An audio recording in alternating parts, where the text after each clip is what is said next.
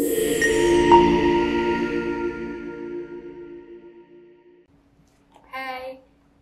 kembali lagi di podcast Ngopi, ngobrol seputar MPI Season 2. Roti gandum dimakan ratu. Assalamualaikum warahmatullahi wabarakatuh. Aku Osa, mahasiswi MPI semester 4 yang pada kesempatan kali ini akan menemani teman-teman semuanya untuk mendengarkan kisah dari seorang sosok inspiratif yang kita undang dalam podcast kali ini. Gimana? Udah siap belum untuk mendengarkan cerita yang inspiratif dari sosok yang mungkin udah nggak asing bagi teman-teman semuanya? Perkenalkan, Kak Nabila Himatus Suroya atau biasa disapa Kak Bila. Oke, Assalamualaikum warahmatullahi wabarakatuh. Perkenalkan, nama saya Nabila Himatus Suroya dari mahasiswi MPI Angkatan 2019 yang kemarin Alhamdulillah sudah diwisuda. Dan saya berasal dari kota tercinta, Kota Pati.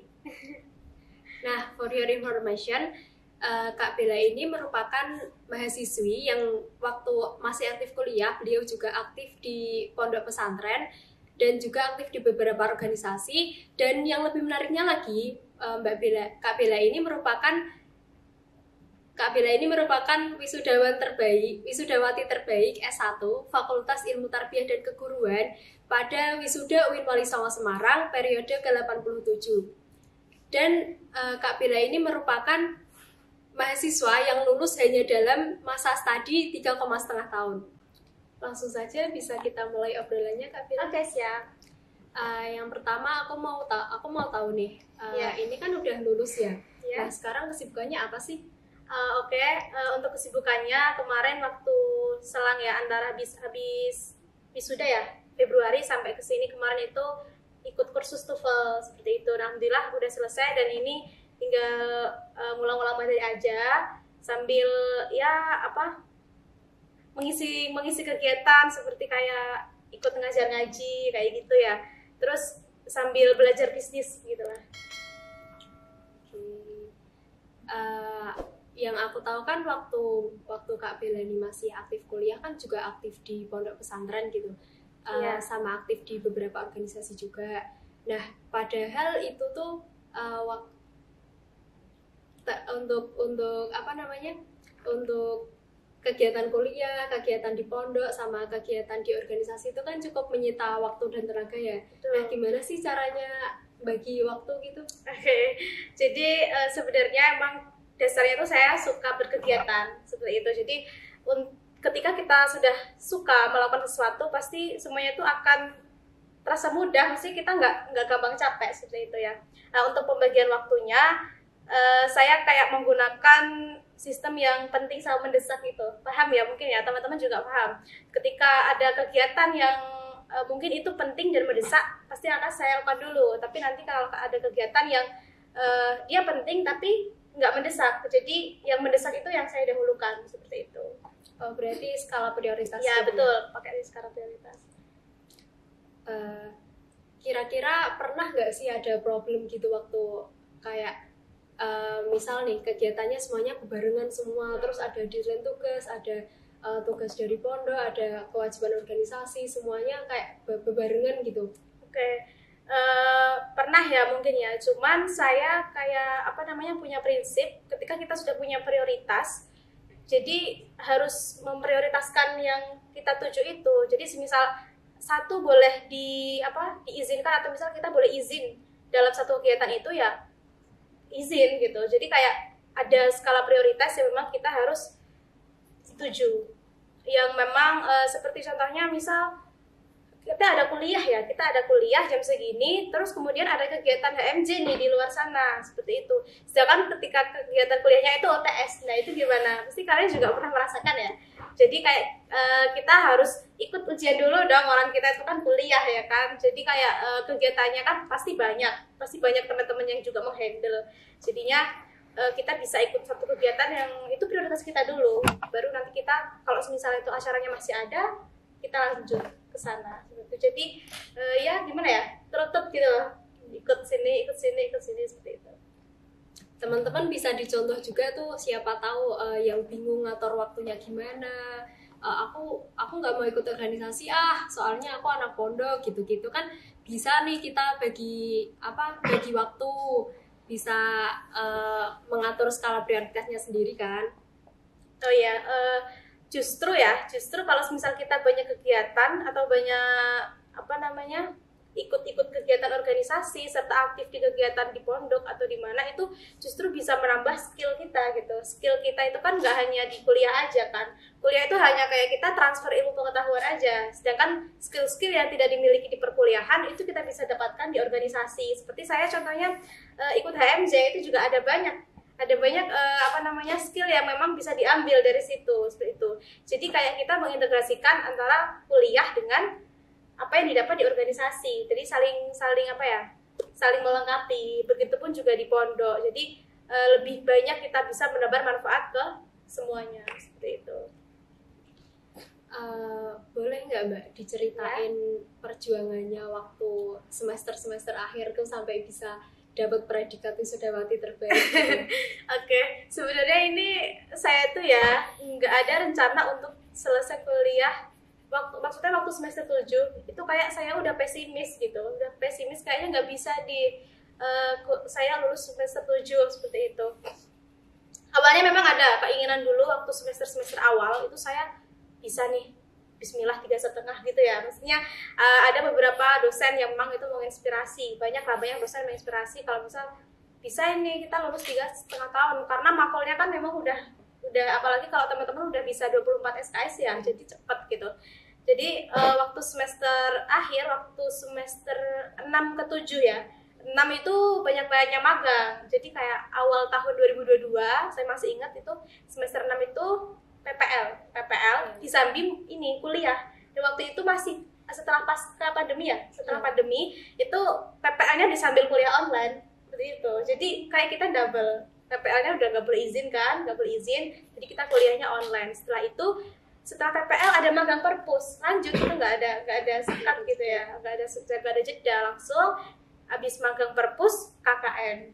Nah di situ KKN deh ya, teman-temanku udah ngajuin judul gitu, udah dapat dosping, saya kayak aku nggak tahu ini, aku belum sampai sini gitu.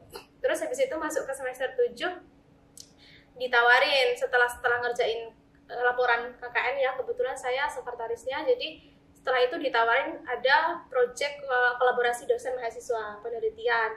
Jadi saya langsung ya Pak, bismillah, terus buat proposal penelitian. Di situ saya juga melakukan penelitian bersama dosen. Nah di situ belum ada saya ngajuin judul, itu belum ada. Kemudian ujian komprehensif, yang lainnya udah mulai ujian, saya belum tahu tuh caranya gimana. Jadi kayak ya Allah, saya ketinggalan banget gitu ya. Dan tapi dosen yang bersama saya itu Pak Syaiful itu ayo ajuin judulnya nanti biar bisa selaras gitu, bisa penelitian juga, kita bisa penelitian kolaborasi, kamu juga skripsi gitu, jadi sama-sama jalan. Nah habis itu akhirnya saya memberanikan diri ya, bismillah nyoba ajuin judul. Habis itu udah ACC. Nah udah ACC, udah mulai ngerjain bab 1, ada problem nih, tiba-tiba kayak miss gitu ya, penelitiannya itu kayak judulnya agak kurang sinkron gitu dengan materi yang saya ambil, ataupun dengan penelitian sebelumnya itu belum terlalu banyak yang meneliti itu. Jadi kan kayak misal kita mau ngambil rujukan juga agak sulit juga seperti itu ya. Nah habis itu saya ini deh ganti judul lagi, itu udah bab 1, saya ganti judul lagi dan mulai lagi dari awal, yang akhirnya bisa berlanjut itu. Jadi kayak ujian komprehensif itu juga saya sambil dibita ya, kebetulan jadi koordinator rumah tangga, yang di situ paham kalau misal koordinator harus mengkoordinir semua program ya kan. Nah di situ saya benar-benar bingung, bingungnya di sini bagi waktunya gimana, sedangkan saya ada kolaborasi penelitian, ada skripsi juga, kemudian ada acara-acara di BITA, namanya koordinator juga harus sering gitu mengikuti semua acara kan, nah, seperti itu. Di situ bingungnya, Bu, saya bilang sama ibu saya, Bu, saya kayaknya nggak bisa nih lulus di semester 7 kayak gitu kan. Nah, kenapa? Ini saya banyak banget yang harus diselesaikan secara bersamaan seperti itu. Tapi ibu saya kayak, udah kamu tuh pasti bisa, bismillah gitu loh. Maksudnya gimana ya, saya yang pesimis tapi ibu saya tuh selalu mendorong, kamu tuh pasti bisa, kamu pasti mampu untuk menyelesaikan itu. Di sisi lain Pak Syeful Bahria selaku pembimbing saya dan dosen wali itu juga beliau, ayo kamu pasti bisa ini menyelesaikan ini gitu. Jadi ditarget per minggu, kamu harus sampai sini, kamu harus sampai sini, seperti itu kan. Nah habis itu alhamdulillah ujian komprehensif saya ini belajarnya nggak yang 1 bulan sebelumnya, itu nggak. Jadi kayak benar-benar mendadak, kayak gak ada apa namanya, belum dikatakan belum siap juga belum siap, tapi Pak gimana Pak, ini saya takut belum siap gitu kan, materinya banyak yang harus dipelajari. Nggak apa-apa, kamu ikut aja gitu, abari gitu ya. Saya akhirnya ikut. Nah belajar itu 1 minggu, rentan 1 minggu itu belajar semua mata pelajaran dari itu ya, semester 1 sampai 6. Ya tentu ada kisi-kisinya, cuman namanya ujian kompre ya kan, pasti kita ada deg-degan. Nah itu saya sambil penelitian deh. Jadi penelitian tuh hari Senin sampai Rabu, Senin sampai Kamis lah, 4 harian. Itu paginya saya penelitian, habis itu saya juga sambil belajar buat kompre gitu. Komprenya hari, kalau nggak salah hari Kamis, ya, itu saya ujian kompre. Nah di selang ujian kompre udah selesai kan, itu tanggal 1 Desember kalau saya ingat. Habis itu tanggal 26-nya itu munakosyah. Jadi kayak rentangnya tuh di situ saya juga harus ngerjain LPC tahunan kita.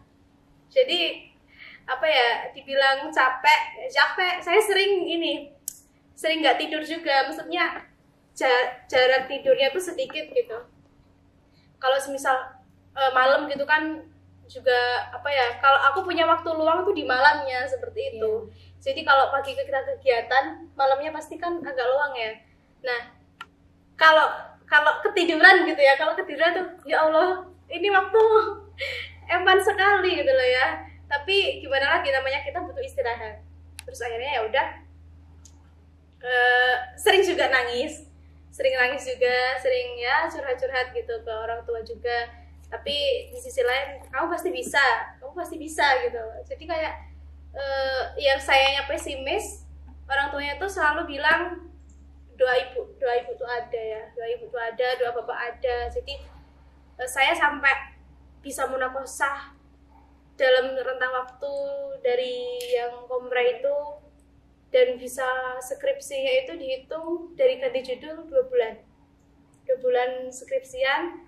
Itu kayak saya sendiri nggak nyangka gitu, tapi itu saya rasakan karena ada doa dari orang tua saya, doa dari dosen-dosen saya, kemudian apa ya, semangatnya yang diberikan pada saya, serta teman-teman yang memang support dari awal sampai akhir sekarang, seperti itu.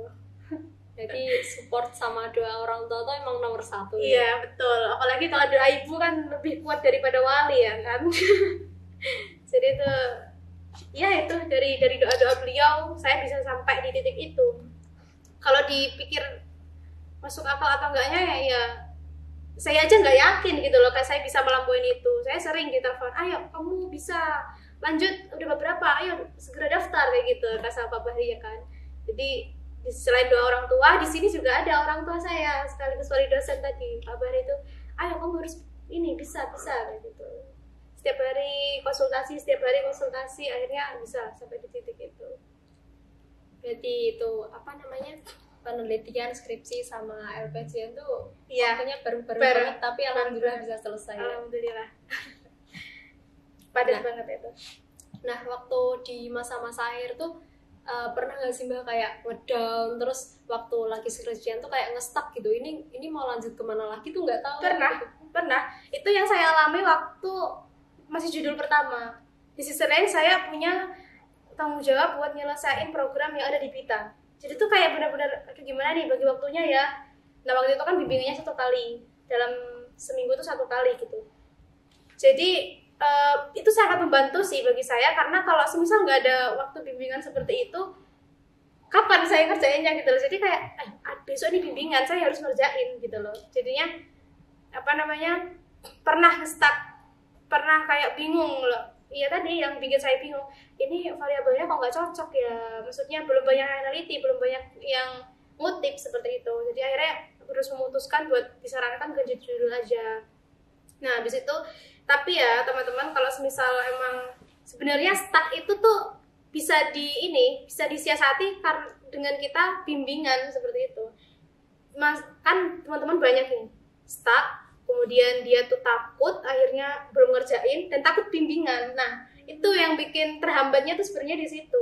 Jadi teman-teman tuh jangan sampai males buat bimbingan, apalagi takut ya. Karena dengan ketemu dosen pembimbing atau dengan ketemu teman-teman aja lah kita ya seperbimbingan, itu malah mereka bisa saling kasih support dan juga kasih ini gimana, ini enaknya penelitianmu gimana, kayak gitu. Jadi kayak lebih ini sih, kalau misalnya ada temennya kan semangat. Nah, kalau misalnya kita bingung juga nanyanya ke pembimbing lah, siapa lagi kan kalau bukan ke pembimbing, seperti itu. Jadi kuncinya tuh rajin-rajin bimbingan nih teman-teman yang juga semester akhir dan adik-adik yang nanti juga akan menempuh skripsi juga ya.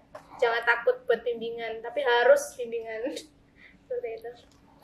Berarti waktu ngerasa kayak udah nggak tahu nih mau lanjut kemana, berarti kita tuh kayak harus punya inisiatif dari diri sendiri, betul. Ya besok bimbingan ini harus selesai sampai sini, betul sekali. Harus berarti dari yang utama tuh semangat dari diri sendiri. Benar, juga. Itu sangat sulit, tapi teman-teman bisa mensiasati seperti ini. Saya punya tujuan kan, setelah ini saya harus gimana, misal bantu orang tua. Kalau saya nggak selesai sekarang, kapan saya akan bantu orang tua? Seperti itu. Jadi kayak kita memang harus keras gitu dalam diri kita, kepada diri kita sendiri itu harus keras. Memang orang lain mungkin ini ya, bisa pandang sebelah mata apa sih gitu ya. Tapi kita dengan diri sendiri tuh harus berani keras untuk mewujudkan mimpi-mimpi. Kalau misal enggak keras, ya udah nanti lama jadinya. Nanti jadi orang tuanya ngeluarin uang lagi, jadi tambah kasihan kan. Jadi kayak kecuali memang teman-teman sudah punya deadline ya, dalam selang-selang skripsian atau selang-selang kuliah itu sudah aktif dalam kerja misalnya, atau sudah bikin startup misalnya, itu udah pilihan masing-masing. Yang penting bisa mencapai goals tadi, tujuan hidup. Kan semua punya prioritas. Jadi apa prioritas yang dituju, itulah yang harus diperjuangkan kan. Seperti itu. Mantep nih. Pertanyaan terakhir deh. Oke, apa nih? Untuk rencana ke depan, kira-kira ada nggak sih Mbak rencana mau lanjut S2? Insya Allah orang tua juga mengharapkan supaya saya bisa untuk lanjut ke sekolah S2-nya itu. Mau lanjut di sini atau? Insya Allah, karena kemarin kalau mahasiswa terbaik itu kan alhamdulillah mendapatkan beasiswa full ya di UIN. Saya ingin mempergunakan kesempatan itu dengan baik juga sebagai hadiah kepada orang tua juga ya. Seperti itu, untuk membantu orang tua juga kan, maksudnya kalau udah dapat beasiswa harus diambil. Dan ini juga perjuangan saya dulu dari semester 1 sampai semester 7, kalau nggak diambil sayang, seperti itu. Tapi emang keinginan S2 udah ada dari dulu. Oke, cukup nih acara sharing session kita bersama Kak Bella. Mungkin dari Kak Bella ada pesan-pesan atau closing statement buat teman-teman penonton semua. Jadi closing statement dari saya, ketika doa sudah dipanjatkan dan usaha maksimal sudah dikerahkan, maka tunggulah pundi-pundi keberhasilan akan mulai bermunculan. Asik, tepuk tangan dulu dong. Keren banget ya. Pasti teman-teman habis nonton ini langsung termotivasi, lebih maju nih. Siapa nih yang mau jadi penerusnya Kak Bella buat jadi wisudawan terbaik FITK? Udah, cukup sekian dari aku. Mohon maaf atas kekurangannya. Semoga bermanfaat bagi teman-teman semuanya. Wassalamualaikum warahmatullahi wabarakatuh. Waalaikumsalam warahmatullahi wabarakatuh.